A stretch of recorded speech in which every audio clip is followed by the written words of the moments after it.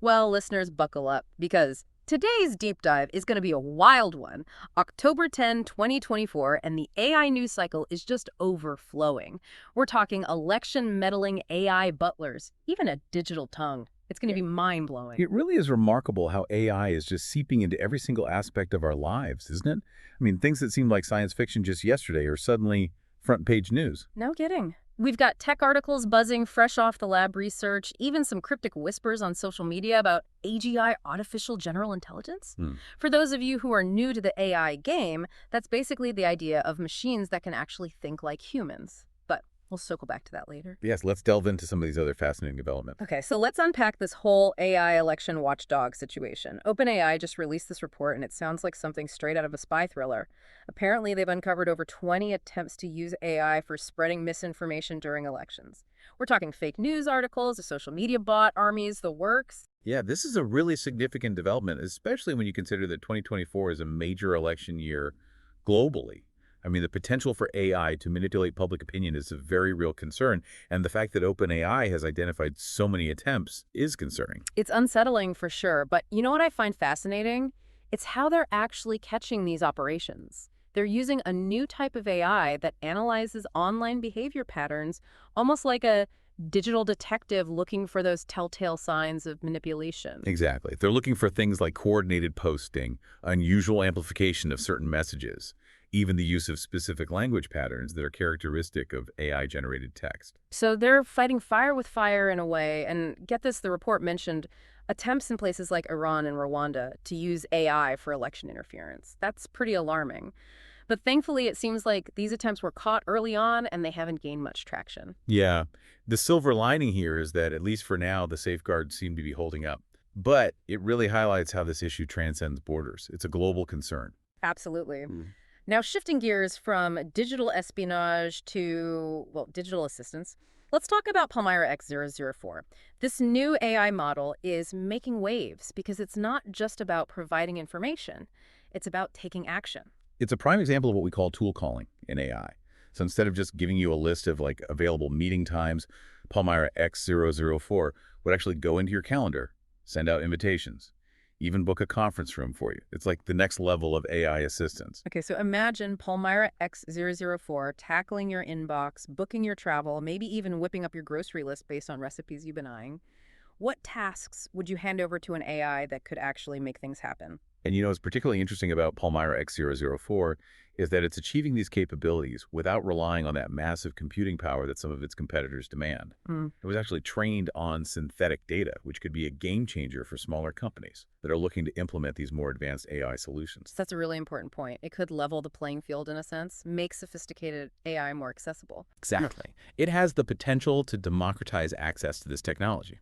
Speaking of making things happen, let's talk about Zoom. They just wrapped up their big Zoomtopia event, and it seems like they're on a mission to transform the future of work, not just meetings. Yeah, what I find really intriguing here is how Zoom is using AI to move beyond, its video conferencing roots into this realm of a comprehensive work platform. Right. They've supercharged their AI companion, Yeah. which can now access the internet and actually take actions based on your requests. So say you need to schedule a meeting based on an email chain.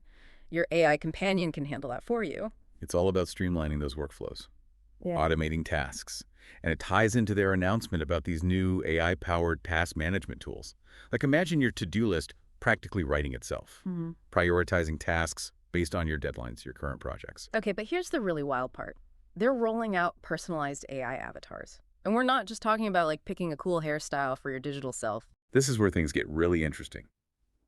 So Zoom's founder, Eric Yuan, he envisions this future where these avatars are sophisticated enough to attend meetings on your behalf. Hold on, so AI taking notes, making decisions, while I'm catching up on some much-needed sleep, it sounds amazing and a little bit unnerving at the same time. It's definitely a bold vision.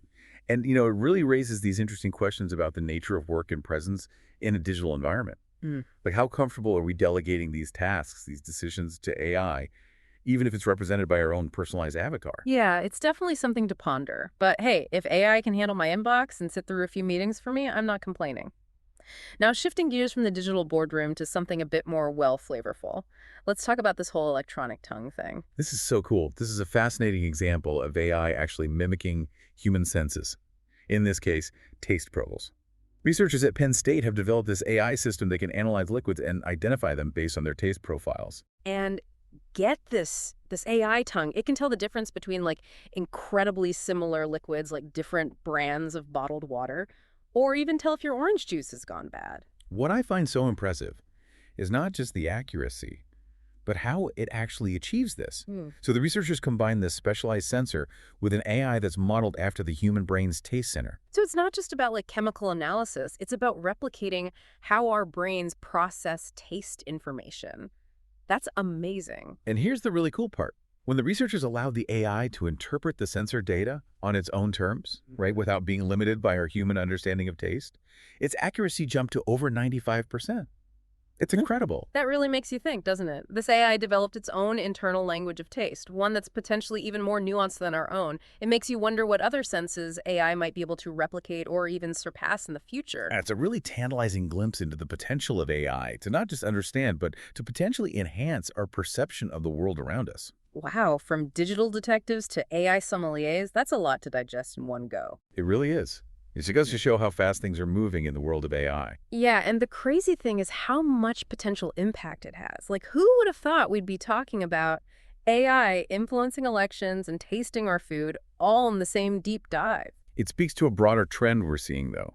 AI is going from a passive tool that just gives information to an active force that shapes our world. And that brings us back to those little hints about AGI that we mentioned earlier, artificial general intelligence. That's like the holy grail of AI, isn't it?